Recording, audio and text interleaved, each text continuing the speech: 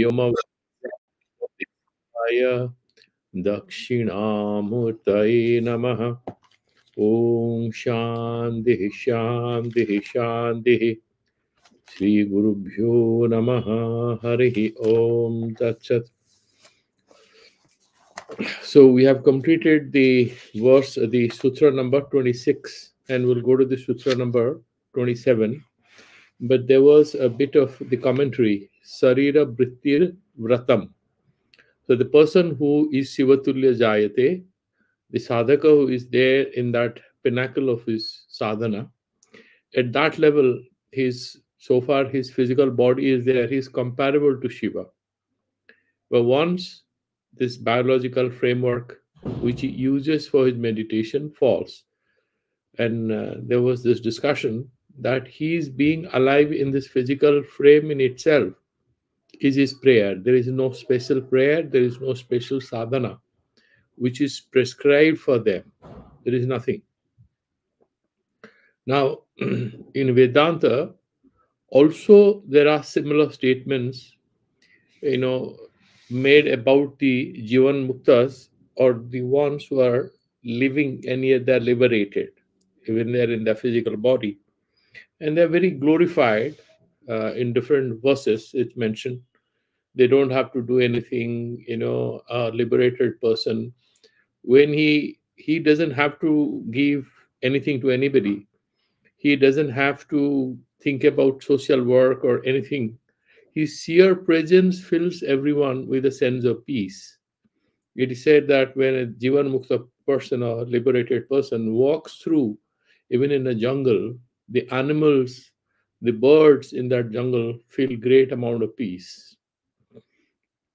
These are different statements which are mentioned to sort of give an inkling, a glimpse of the elevated state of consciousness and how that benefits others. The sheer presence of that of a person, helps others, benefits others, and that therefore, in ancient India, even a few decades back, if there is a very pious person who is living in a forest or in a village, and a lot of people, they have a sense of security, and when that fellow dies, they feel a sense of loneliness. That so when one acharya and guru, you have these big ashrams, there are many ashrams, but generally they remain as physical frames. Once the great acharya around whose energy that whole institution grows up, that sort of a jivan mukta purusha is mentioned, sarira brittihi vratam, that sararika vritti, the avartanam, the continuation of the body. We have already discussed the commentary. The Kshemaraja will see we have done the long commentary. He's saying, Evam apicha yena idam tadhi bhogataha. The prarabdha is there, so he has to continue. He has to hold the body. And he says, Ityadi yukta ritya upanita bhoga ativahana matra prayojanat. I think we have done it already. Whatever, yajithala vasantushta, whatever bhoga comes your way, you are not asking for it. But because of your prarabdha, a lot of things will come your way. So you have to experience it, because only through experience can you nullify the positive or negative implications of your prarabdha karma. That is how you have to experience it. Therefore, he's saying, Prokta Disha Sivatulyasya Yoginaha, that kind of a person, okay? Prokta Drisha, that kind of a person, Sivatulyasya, who is comparable with Lord Shiva, Yoginaha, Shiva Aham Bhavena, he is having, I am Lord Shiva. I am verily the sansara, Vartamanasya Sarire Brittihi Vartanam. There are two aspects to it, that the sadhaka in the ultimate stage abides in his supreme divine consciousness. And because he abides in the supreme divine consciousness, he doesn't need any specific sadhana. He doesn't require to meditate and take the holy name and stuff like that, which perhaps others would have to do, ideally. Others would have to do it because there is a fear that you might lose touch with that divinity. You might miss out on that. but who is all the time established in that supreme Shiva consciousness, he doesn't need to do any sadhana. He doesn't need to do any brata. In Vedanta text, there are a lot of statements that he will use vairagya, Shastra, Shravana, Manana, Nididhyasana, everything in order to establish himself in that Atma Bhava. But once he is there, Jena Tyajati Tatyaja. The means, the instrumentalities with which you do all this tyaga, you also abandon that. Now you are not like he becomes an abadhuta. There are no rules which apply to him. We are talking about that sort of person. He's saying, Swaswarupa Vimarshatmaka. Then what he's saying, Nityodita Parapujat Tatparasya. Swaswarupa Vimarshatmaka. First, he's trying to explain what is the nature of his consciousness. Swaswarupa Vimarshatmaka. Vimarshatmaka means it is a state of awareness regarding your essential nature. That sadhaka at that ultimate stage is constantly aware of. He doesn't have to meditate. We meditate because we want to retain and ascend to that level of awareness, but he is naturally aware of his swarupa. Nityodita puja tatvarasya. Now, this awareness itself is a prayer. Nityodita. Nitya means it is not something he tries to achieve. It is spontaneous. It emerges in him. Nityo, why am I mentioning this? Because we are going to read something else, similar something, in the next particular sutra. Nityodita para puja tatparasya. That ultimate mode of devotion is complete identification. You're completely lost in that mahabhava. What puja he will do. There is no bheda bhava that I am different from Shiva, so I need to please Shiva, I need to think about him, nothing of that sort. Tatparasya niyamena anushayam yasya tathacha swatsanda tantre supradipte yatha vanno shikha drishyate chambare. You burn a lamp, you put it on the ground, the fire is visible in the sky, it goes up. Similarly, deha prana sthitopyatama. Even though this consciousness is abiding in what? A physical frame. We require a brain, we require a body. Why we have taken human body? They say that this is an opportunity to do sadhana. If we do not have an able body, what meditation you will do? As the body grows older, it becomes less and less capable. Even whatever we are studying, just imagine once we hit an advanced age, the body will not give you company for doing satsang, for meditation. So the best time is now when you have already the physical frame with a bit of capacity for all kinds of meditation. So he's saying deha pranadi avasthita sya eva. So whatever you have, a deha prana sthito pyatma tad vat liyeta tatapade. Similarly, the consciousness which is emerging in us, once we are connected with that supreme divine consciousness, we become aware of it. It transforms, it permeates, it sort of sanctifies our consciousness, sanctifies the whole inner universe that we have. We are still in this body, but through our presence in the body, we are attaining unlimited, expansive awareness of the universal self. You can put it in that sort of language. He's saying, iti uktya, this is what has been mentioned. Deha pranadi avasthitasya eva, whatever that Atma Vyapti, with this physical frame, we have this consciousness. Shiva samavishtatvam uktam. So you're completely established, lost in that Shiva consciousness. Naha punatasya deha sthiti vyatiriktam sa bratam upayuktam. What brata he will do other than holding this body? The moment he wakes up. Now in Vedanta, this particular idea will come also in the next sutra.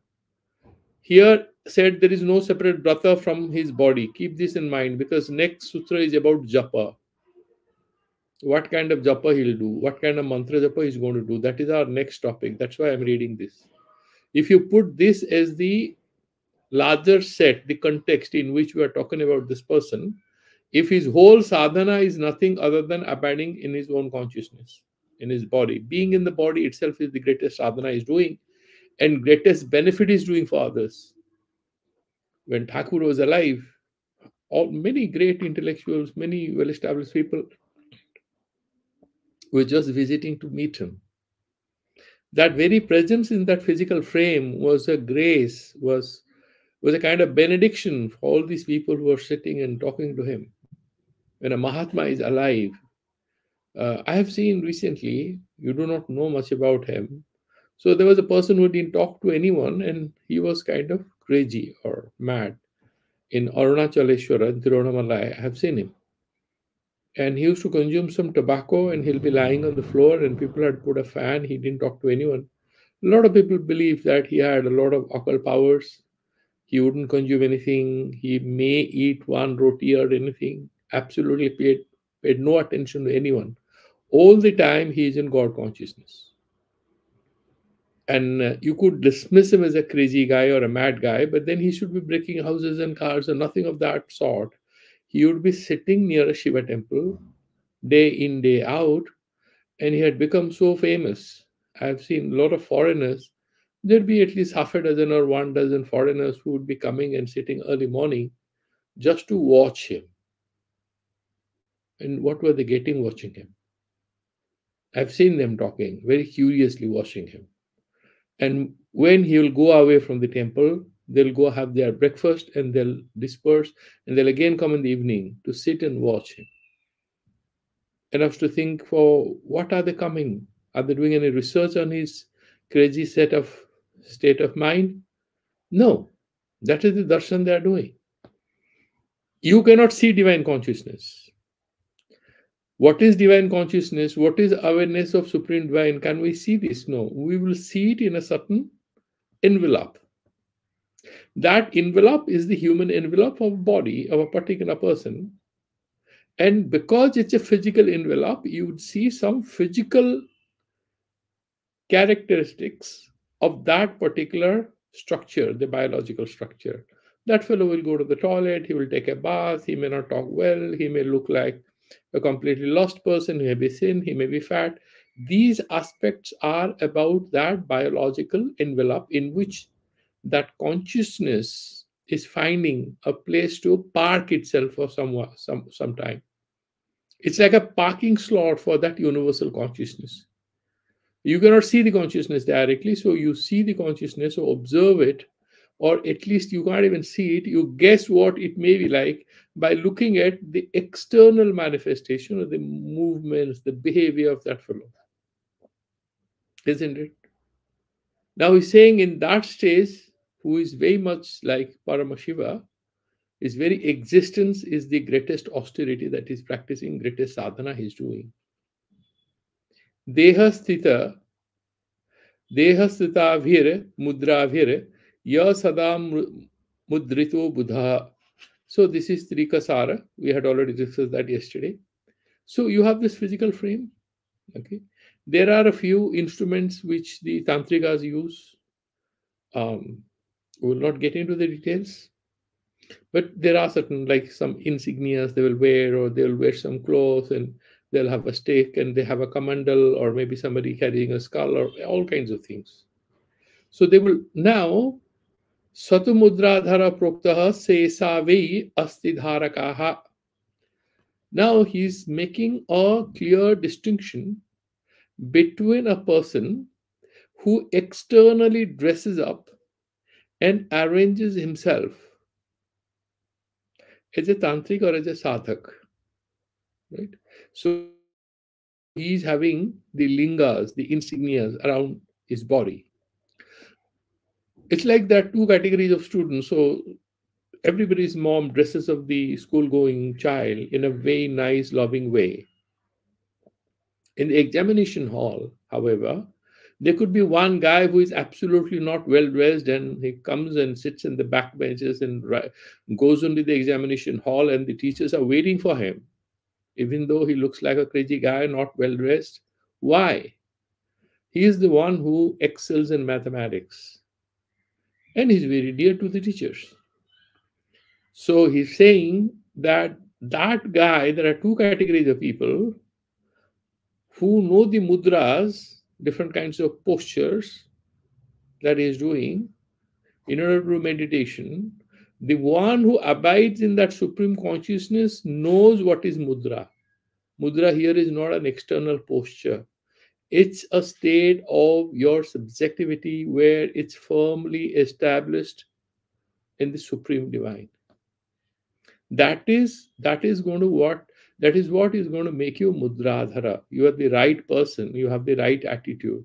The rest of the people who may still be sitting, they will go on an auspicious occasion, they'll go to the temple, they'll sit, do the bhajan and everything. I was once talking to one of these people who was, in Jagannath temple, for example, you have these Devadasis, they have some dance they'll go and do for Lord Jagannath in the. So I heard that there are two categories of dances. There is one method where these dancers who goes to dance before Lord Jagannath will have to sing, and there'll be a tablaist and a harmonium guy. She will do it. And then there is a precious, most private movement where when she gets into the temple, nobody will be there. She's allowed free time with Lord Jagannath, and that's called internal Gayana. That means she sings, but there are no postures, no rules, no music, nothing. Whatever she does, because she's supposed to do it, and that's the perfect moment of her complete unison with the Supreme Divine. And that's beyond all rules. Similarly, in Vaishnava Darshana, you will always have Vaidhi Bhakti and Raganuga Bhakti. Vaidhi Bhakti means whatever is rule bound. You are taught a few sutras, right? You have to do this, you have to do that. A guy who learns batting, he's told a few tricks. You have to stand like this, and you have to play. This is your foot movements should be like this. Then he becomes an expert after some time. He doesn't talk to anybody. His body-mind coordination. All the great batsmen, they didn't follow any rules. The only thing they followed was their hand-eye coordination, the body coordination, sharp eyesight, and response. Whatever they did was perfect. Why? Because they're in that state where they're completely tuned to this particular requirement of the game. Similarly, when the sadhaka is naturally tuned without any effort anymore, he is being there in this frame. That itself is the greatest brata he has. He doesn't have to do anything else. Rest of them are just learning. They're doing net practices. Therefore, he's saying abhyakta linginam drishtva sambhasante marichaya, all these occult powers. They look for the guy who is not having external insignia. They are not asking for what passport you have and whether you have a green card or you permanent residency or anything. These no. Do you have permanent residency in Shiva consciousness? Then they come and say hello to you, the superior powers. When in other religions they refer to as angels and stuff like that. And he's saying, now we are going to the next verse. Evam vidhasya asya yoginah, of this kind of yogi, aham eva parohangshaha shivaha paramakaranam. How does he meditate? Aham eva parahangshaha. I am that perfect I consciousness. Aham eva parahangshaha shivaha paramakaranam. And I am Shiva, that pure Shiva consciousness, paramakaranam. I am the supreme among all causes. I'm the cause of all causes. They have that sort of a subjectivity, that sort of a mental frame they have. What is the sutra that is being explained with this description? Katha japaha. For that Sivatulya sadhaka, he doesn't do some mantras, Om Namah Shivaya, Om Namah Shivaya. He doesn't do anything. Katha japaha, whatever he speaks, he gets the same benefit that we get by chanting some mantras. That means whatever he says becomes mantra. Now, we have heard this joke as children that even Brahma blabbers something in sleep, that is Veda. because Veda is, swataha nisvasvitatvat. It's like the breath. It's not something composed because it's apurushaya, it's nitya, it's not a piece of art, literary art. Somebody has thought about it and composed, nothing of that sort. Why are we making these kinds of stories? And there is a deep secret in them. The real secret is that when a person is firmly established in the supreme consciousness, whatever he says would be about that supreme consciousness. Whatever he says, don't look at what he externally says. He may be saying, "Give me a glass of water." He may say, "Why don't you close the door? It's very chilly. It's winter time. I'm feeling a little cold." He's doing all this not because he's aware of his body or cold or heat or anything. He's all the time in Shiva consciousness. So all his words are in fact equivalent to chanting of sacred mantras. And the ones who are able to listen to his words, have a conversation with him, do have the benefits of chanting mantras. That is how this is being glorified. Let's look at the commentaries. Bhattagalata says, "Aham eva parohangshaha shivaha paramakaranam iti nitya." In this way, nityam eva parahangsha bhavana mayatvat. This fellow, in this way, is all the time nityam eva, without any interruption. Externally, he may be taking a bath, he may be having a couple of bread with butter or whatever, rice, dal. These are external movements. Internally, he's all the time in Paramashiva Tattva. Nityam eva parahang bhavana mayatvat. So you have the limited aham bhava all the time. That is called ahankara, mamakara. That parahang bhava is that Paramashiva bhava. That I consciousness, the supreme I consciousness, which is not a particular I consciousness, but the universal I consciousness. The I is a capital I there. That universal I consciousness, bhavana mayatvat, mahamantratmaka, that supreme mantra, whatever, it could be onkara, it could be hrinkara, if you are doing Shakti sadhana, whatever, mahamantratmaka, akritaka, and then it's not artificial. It's without any effort. It's spontaneously. It's like breath. It's just happening. Ahang bimarsharudhasya, the person who is firmly enshrined, established in that ahang bimarsha, that self-awareness. Awareness of the self. And what is the self? Is that universal Shiva. So when you say self-awareness, a person at a low level is aware of he is being an engineer, he is being a postgraduate, he is being poor, he is being rich, he is being sick, he is being well. That is the ahankara, ahang bhava.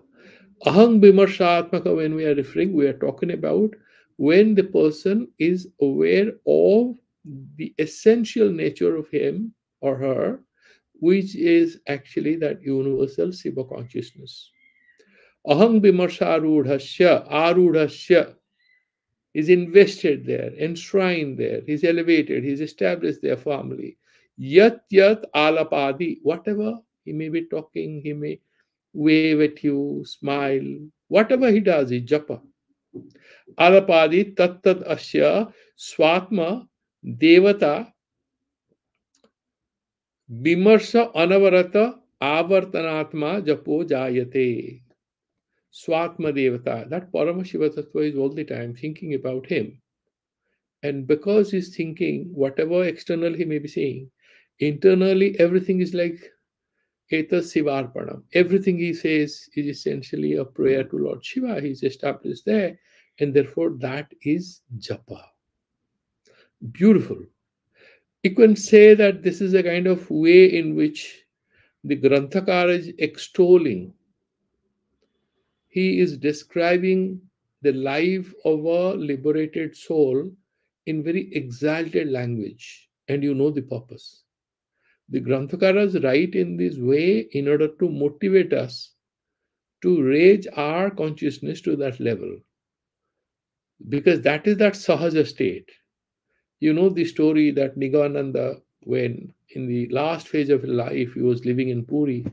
There is this mention, if you go to the Nilachala Saraswata Seva Sangha, they will tell you that he used to chew pan and he used to dress up like a jamidar, no saffron clothes. He just dressed up like a normal person. He went back to white, normal. He was behaving like a very well off jamidar, and he used to wear this jasmine garland that is very popular during summer in Puri. I used to wear a jasmine garland, and he will have pan. And everybody used to think he's some rich jamidar from Bengal. He'll go to Jagannath temple, he'll be sitting on a rickshaw, and he was moving around. And he was happy-go-lucky type, talking to people. Absolutely never ever talking about you have to do this japa and this and that. He used, anybody comes to him, say, no, go and read that book, Yogi Guru. Go read that book, Tantra Guru. What are you doing? Nothing. I'm relaxing. I'm in Sahaja Bhava. I'm just enjoying my life. Why?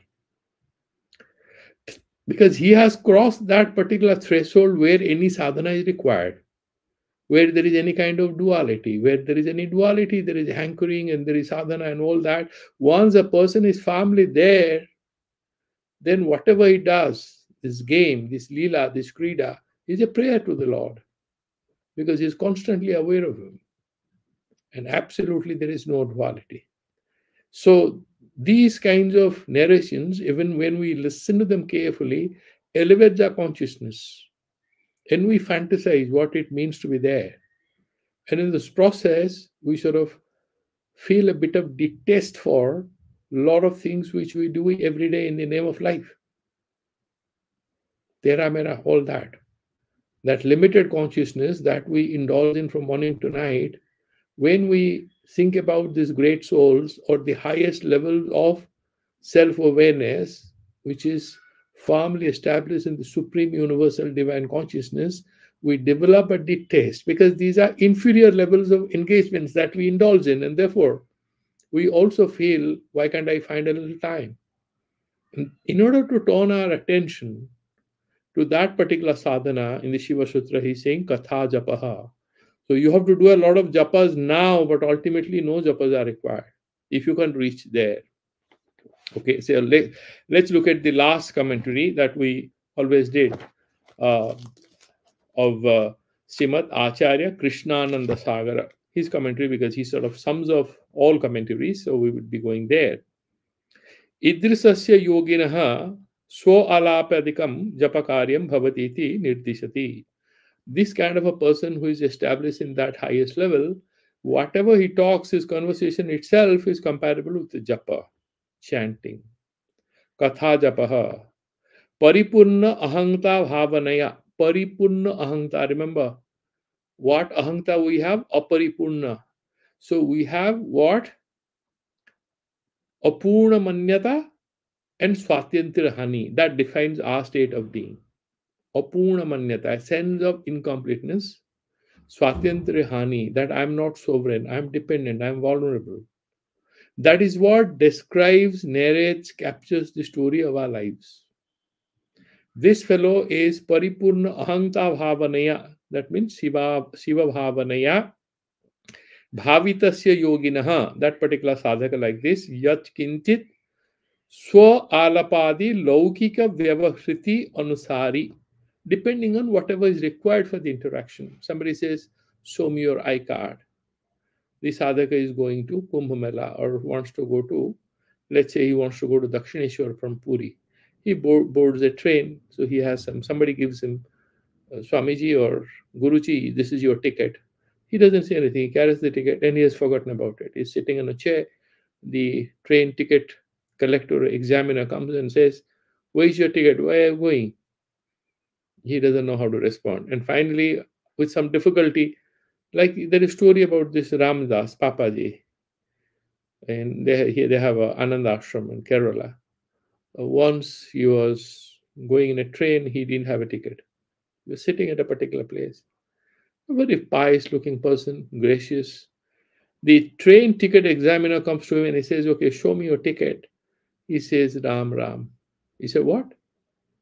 He said, "You're so handsome, you are Ram." I said, "Nonsense, show me your ticket."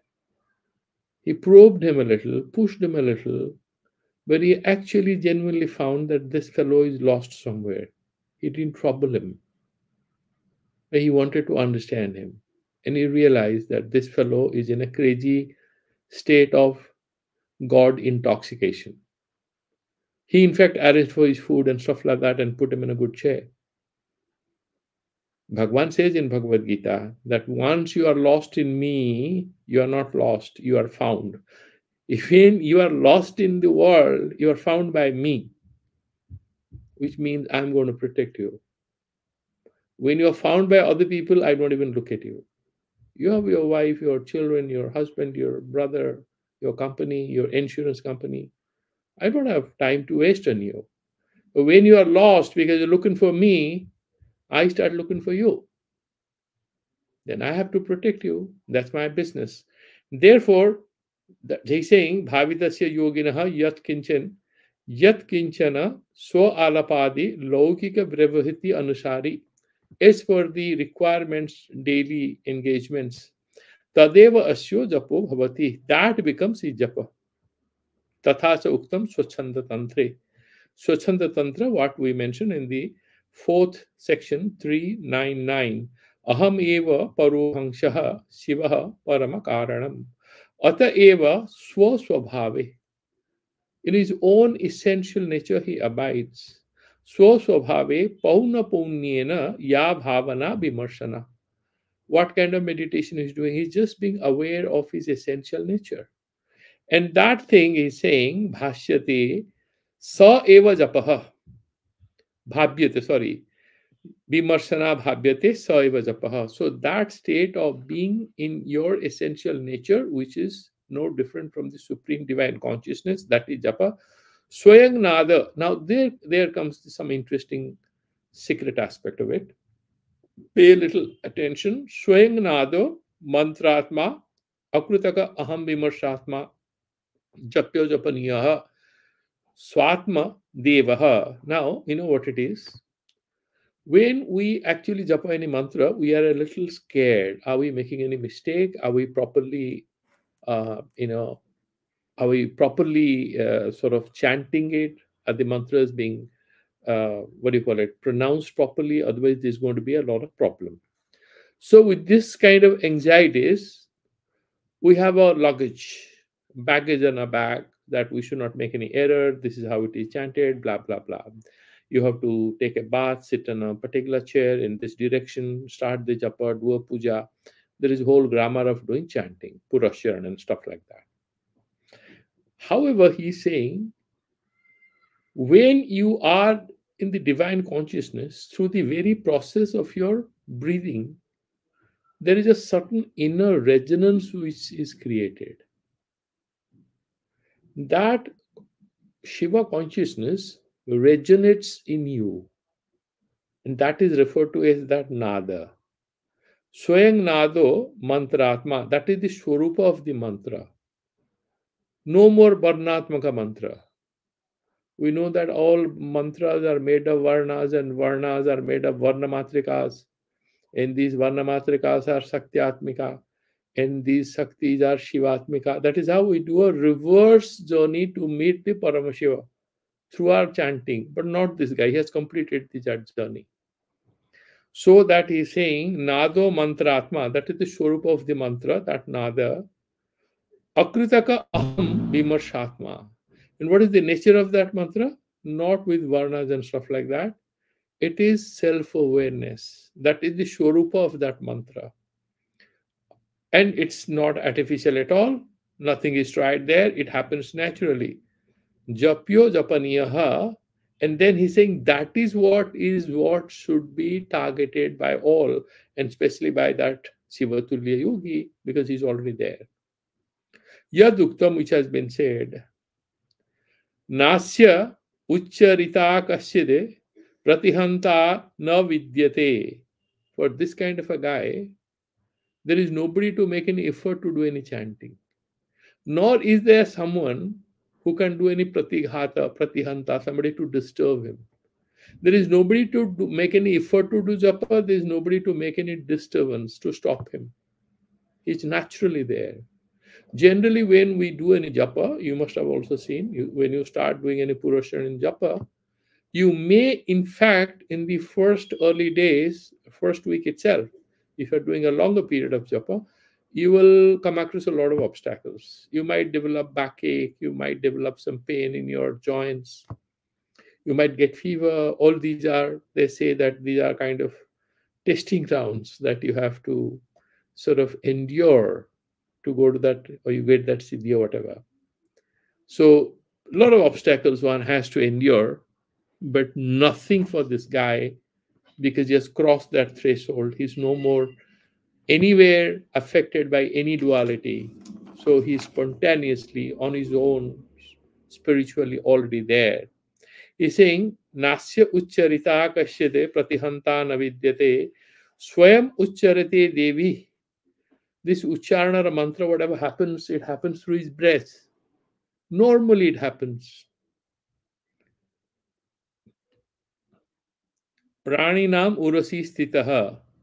And this nada is there in that heart center, the anahata chakra, because he breathes. As he breathes, that resonance, divine resonance, starts occurring and continues. Tathacha yogini hridaya nipikayam sayamya indriya sancharam procharan nadam antaram esha eva japaha prokta natu bahyo japo japaha. Now, there is a kind of denigration of, like, for example, if you talk to anybody, how should I do japa? Should I do japa in loud voice? Or should I murmur? I should do deep within me, manasika japa. So first, that guy who is guiding, who is a spiritual counselor, he looks at you. Have you done japa before? No, I'm going to start. He will say, no, you have to do chanting properly with a low voice, but you have to, pronounce the mantra for bacha siddhi in order to internalize it.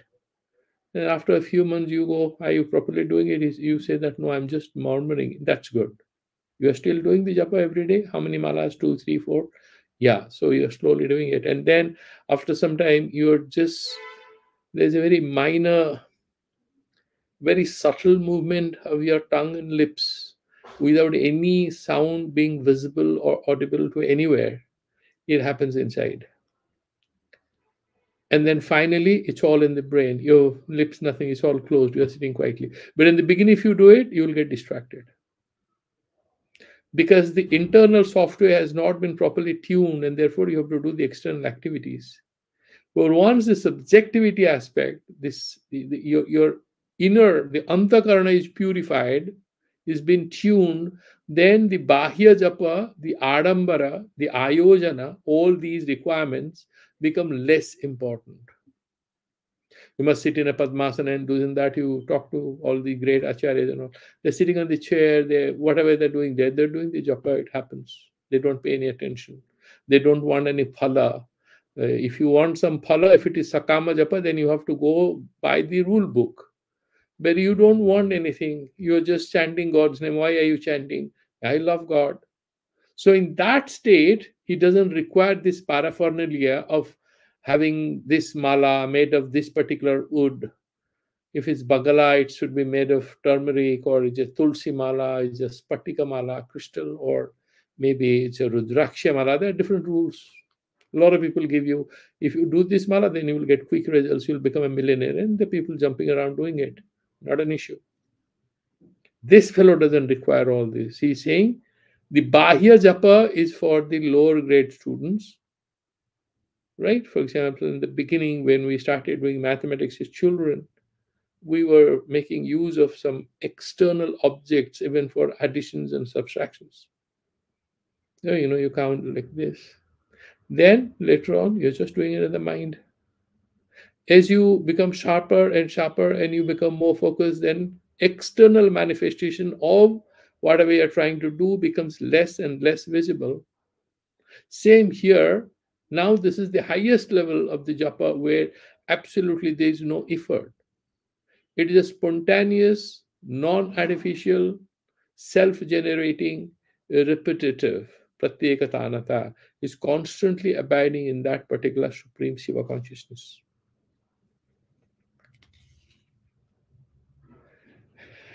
Karana vargasya bahya prabhritti nirodhi kritya.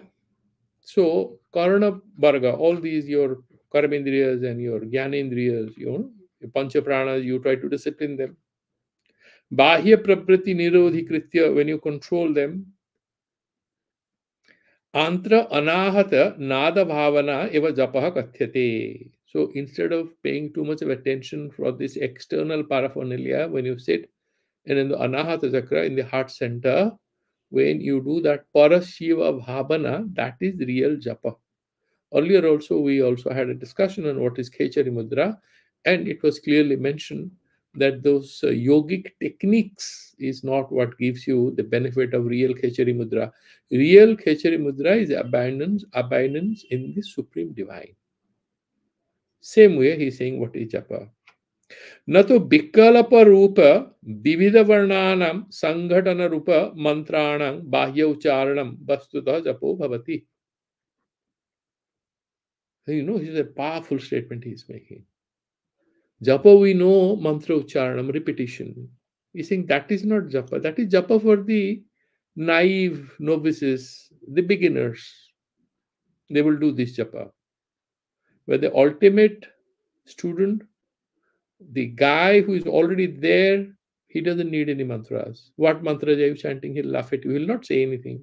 I don't do anything. So this is how he's mentioning that this is what is ultimately japa for him. And then he's saying, Tat swarupam japaha prokta bhava bhava padachyutaha. So it's sort of beyond it is there, it's not there. That ultimate thing is a state of perfect equanimity without any alternative. Ityadina sri tantro loke nirupitam bhavati evam cha patanjala yoge tat tad japaha tadartha bhavana.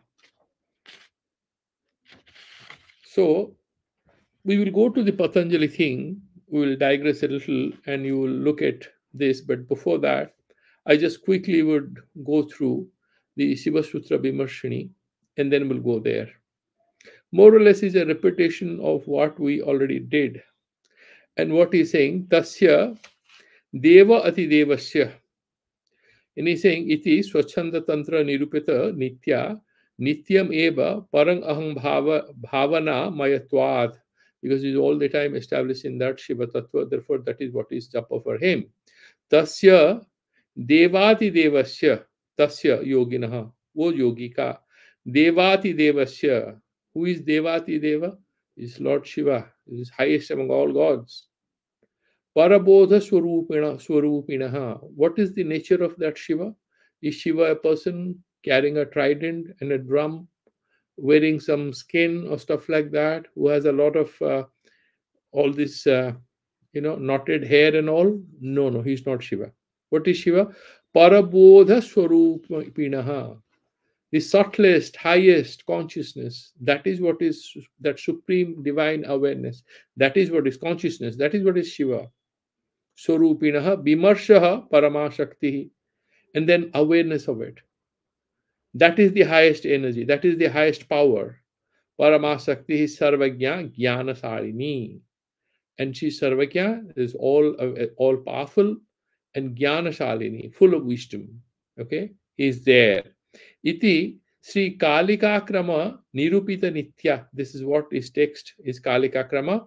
The way it's explained here, Mahamantraatmaka Akritaka Ahang Vimarsharudhasya. Mahamantratmaka, what we did in the below. Same thing is mentioned. That is the Swarupa. Yad alapadi, whatever words he said, tat asya swatma devata bimarsha anavarata avartanatma japo jayate. So it's self-generating, he makes no effort, and he is not using any words. Why are you calling it japa? Then he will counter question us. Do you know what is japa? Yeah, we know. What do you know? Because we use some words to remind ourselves of that ultimate reality, the Paramashiva Tattva. Therefore, we chant Om Namah Shivaya or Shivoham Shivoham or Omkara Upasana. We do that. He says, yes. So, what's the goal? To reach and abide in that supreme consciousness. Yes, sir. He's constantly staying there, Swarupataha, by his own nature, without any effort. He's in an autopilot mode once he reaches there. Therefore, we are using this word japa.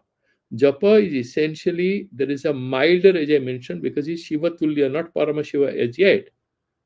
Because Paramashiva he becomes only when he drops this biological frame. So, in that state, in order to make us aware of his perennial, uninterrupted Shiva orientedness, we are using the word japa. Not because he's chanting at all, he's not chanting. That Shiva orientedness of your consciousness, of your awareness, you are aware of that supreme divinity in you all the time. Therefore, the word japa is being used here. It's very profound. They're very profound. But we will do a little more from some of the, for example, you might, what is the definition of japa? A lot of people have a lot of definitions. भूयो भूयो परे भावे भावना भाव्यते हिया जपः सूत्र स्वयं नादो मंत्रात्मा जप्य idrishah in Vijnana Bhairava. So if you look at the verse number 145, and then it'll come in the and in the also the verse number 156, the Vijnana Bhairava Tantra, he's saying bhuyo bhuyo pare bhave bhavana bhavyate hi ya japah sutra swayang mantratma japya idrishah. All the time he constantly practices, and then it becomes self-generating after some time.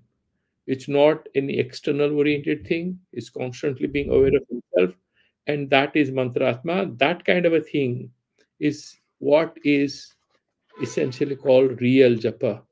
Nasya ucharitaya uccharayita kasyate pratihanta navidyate swayam ucharite devi praninam urashi stitah. That is what we just read. There is nobody who is actually chanting, doing ucharana. There is nobody who is disturbing, distracting him. And that swayam ucharate, that happens on its own in the anahata chakra of the yogi, praninam urashi stitaha. Now, there is something called ajapa gayatri. Now, the text that I saw, the Vijnana Bhairava, and if you look at the Yogi Guru book of Nigamananda Saraswati or other Kundalini practitioners in India like Satyananda Saraswati, generally Ajapa Gayatri is that there will be no mantra as such. Ajapa Gayatri, like you have the Gayatri mantra, right? Now, here, coordinating your breathing in such a way that it produces this mantra. Mantra is Shoham Hangshaha. So Om Hang Shaha or So Hum. Beach mein you can add Om when it goes up. So now Nigamananji or Satyananda Saraswati, they are also saying when you are breathing, you say So means you breathe in Hung. So Hung means you are breathing out with a bit of force. So then they will, Satyananda Saraswati will mention a lot of steps. The first step, second step, third step. So Soham Hang Shaha, then you should be able to, you will do a bit of Bahi Kumbhaka and Antar Kumbhaka. Then you go higher and higher. But very simple thing, which is explained by Nigamananji, is that when you constantly do this Ajapa Gayatri, there comes a time that you don't have to say Om Hang Shaha or Soham. It naturally, that breathing will produce that mantra, that sound you will hear. Here is exactly the opposite they are saying. The technique is the same. The technique is the same. However, what Vijnana Bhairava Tantra says, Sakarena Vahiriyati. Some of the people say Sa is inhaling. Ha is exhaling. He's saying the exact opposite. Sakarena vahiriyati, hakarena vishet punaha. Hakarena vishet. So hakarena means you are taking inside. Sakarena bahiriyati, it goes outside. Hangsa hangsa ityataha mantram japo japati nityasaha. So hangsaha hangsaha, Just breathing in and out, nothing else. Hang Shaha. Breathe in and breathe out. Now see the trick. Sat Satani Diva Ratrau. Sat Satani 600 Diva Ratrau in a day, that means day and night included. Sahasrani Ekavinsati. So Ekavinsati plus Sahasrani. Okay. Sahasrani Ekavinsati. Japo Devya Vinirdishtaha Sulavo Dulavo Jadehi. Now, how many breaths, breathing cycles happen in a day, 24 hours? They have made a calculation.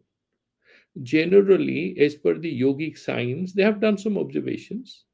For a normal, healthy guy, he has 15 cycles in a minute.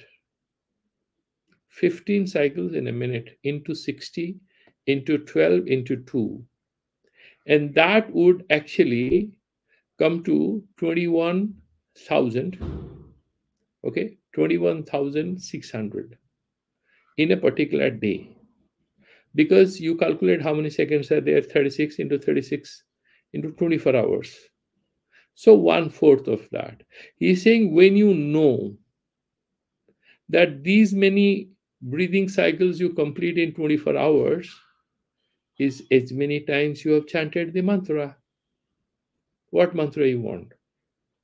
Once you abide in the Siva consciousness. But this you can practice. The Ajapa, the Gayatri you can practice. The technique is very simple. You can check for yourself again, Nigamananda's book in the Yogi Guru. This is discussed. I read this decades back, but you can also look at Satyananda Saraswati's guidance.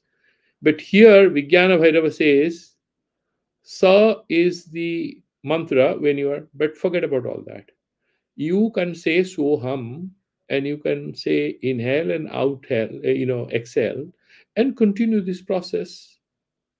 Nigamananda makes it a little tricky, saying that Om Hang Shaha. Okay, Om Hang Shaha, Om Hang Shaha. This is how it's going to happen. But basically, he's saying essentially you just listen to your breath. Sit nicely, listen to your breath, be aware of it. Now, if you look at the Buddhist technology of silencing the mind, there is a word they use called Annapana Sati. Annapana Sati is nothing other than watching your breath of inhaling and exhaling. They say don't control it, don't do pranayama and all these techniques. You have to have a completely neutralized observer status. Whatever we do, we bring in that supreme divinity into picture. They don't bring that into picture, they don't believe in God. But the technique is very similar.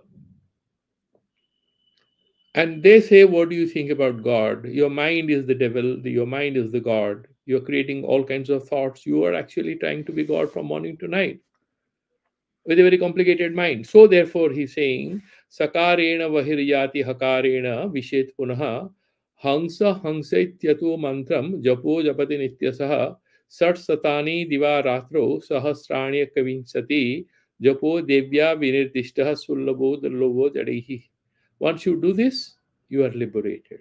What is very difficult for others, you are essentially transforming even our natural breathing cycles into the practice of looking at our consciousness. If you are not a believer in God, not a problem. Just watch your breath. Remember, so far this breathing is continuing, we are here. When it stops, we abandon this body.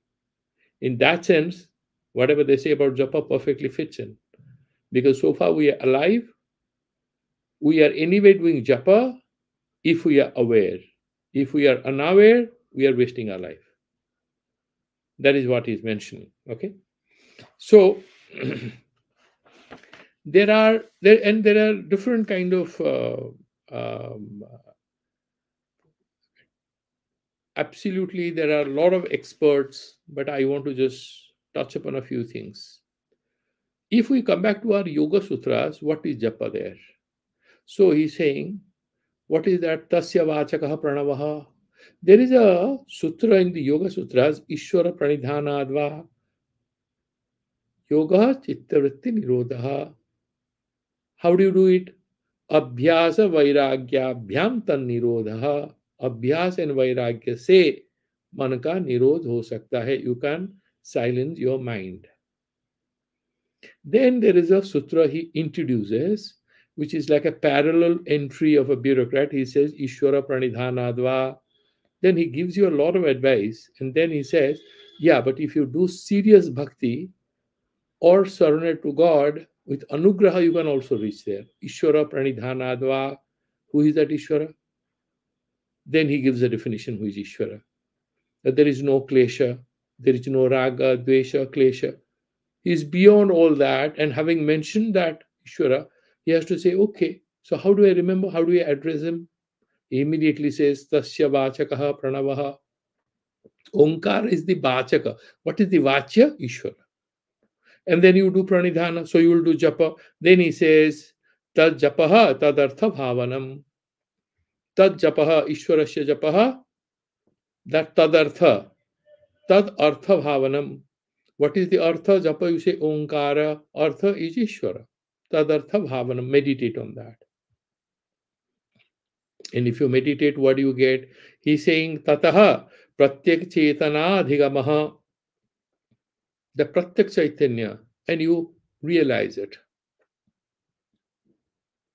Antaraya abhavasya.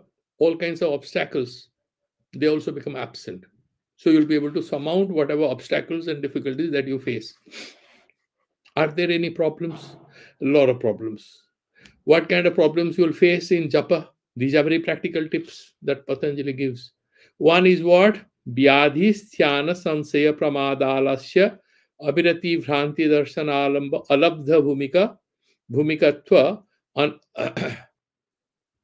anavastitvatva, bhranti darsana, alabdha bhumikatva, anavastitvatva. These are the chitta vikshepaha, te antarayaha. These are the difficulties who stand in between your japa and the intended goal you want to achieve. What is vyadhi? If you are not well, you are not going to do any japa. You have fever, you have stomach ache, you have body ache. Sthana, terrible inertia. Then Sankshaya, oh, what will I get? Really? If I do this, I'm going to, Onkar will liberate me. Pramada, no, I'll do it. I know. Yeah, I have read all that. We'll do that tomorrow. Alasya, yeah, I will do after 2 minutes.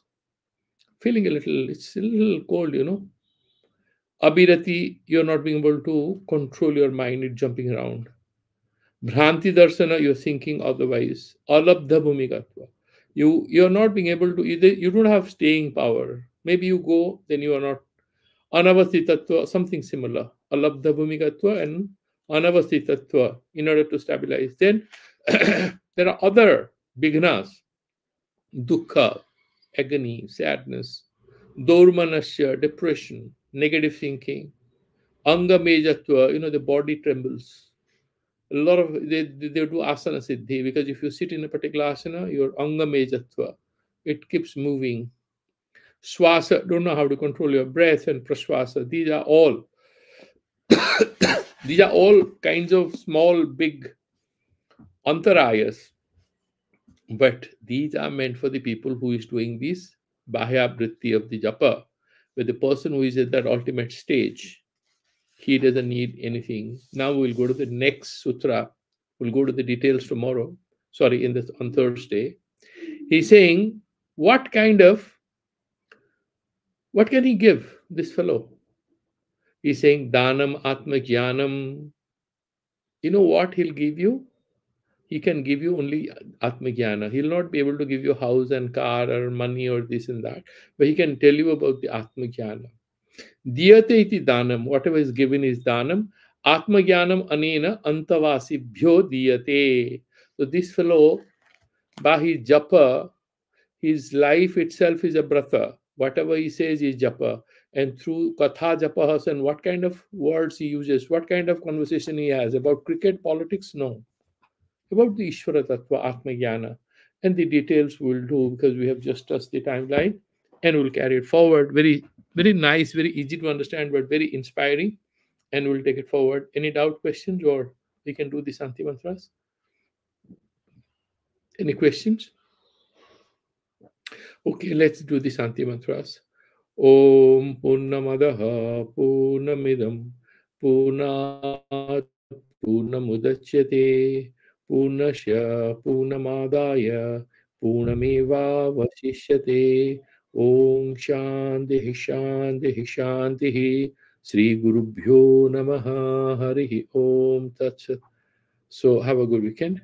See you on Thursday.